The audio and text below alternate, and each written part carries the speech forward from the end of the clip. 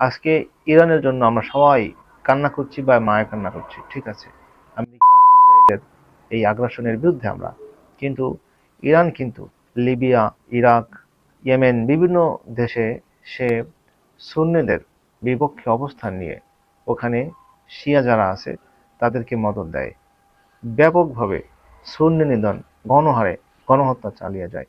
আসলে সে নিজেই তো ভ্রান্ত, সে সঠিক আকিদায় বিশ্বাসীদেরকে ধ্বংস করতে চাচ্ছে, নিশ্চিহ্ন করে দিতে চাচ্ছে। সে নিজেই তো একটা ভয়ানক ফেতনা। আমাদেরকে তো এই যে শিয়া ফেতনা, এই ফেতনাও তো আমাদেরকে ব্যাপকভাবে ক্ষতিগ্রস্ত করছে। আসলে সবাই মিলে যে ইরানের পাশে দাঁড়াবো, কিভাবে দাঁড়াবো? অবশ্যই জুলুমের বিপক্ষে, কিন্তু ওনাকেও তাদের জুলুম মুক্ত হতে হবে।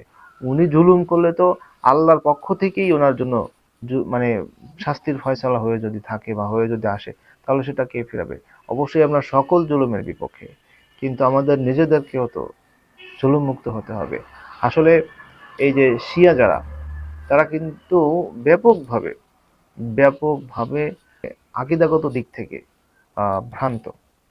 শিয়াদের মধ্যে যারা এমন শ্রেণীর রয়েছে যারা কোরআনের মধ্যে বিকৃতির অভিযোগ তোলেন, যারা এই যে কোরআন আমাদের কাছে আছে এই কোরআন পরিপূর্ণ নির্ভুলভাবে নেই যারা দাবি করেন, তারপরে সাহাবিদেরকে, কিছু সাহাবিদেরকে বাদ দিয়ে সকল সাহাবিদেরকে যারা কাফের বলে, এরকম ভাবে অসংখ্য ভ্রান্ত ফেতনা বা ভ্রান্ত আকীদা যারা লালন করে, তারা তো মুসলমানই হতে পারে না, তারা তো মুমিনই হতে পারে না।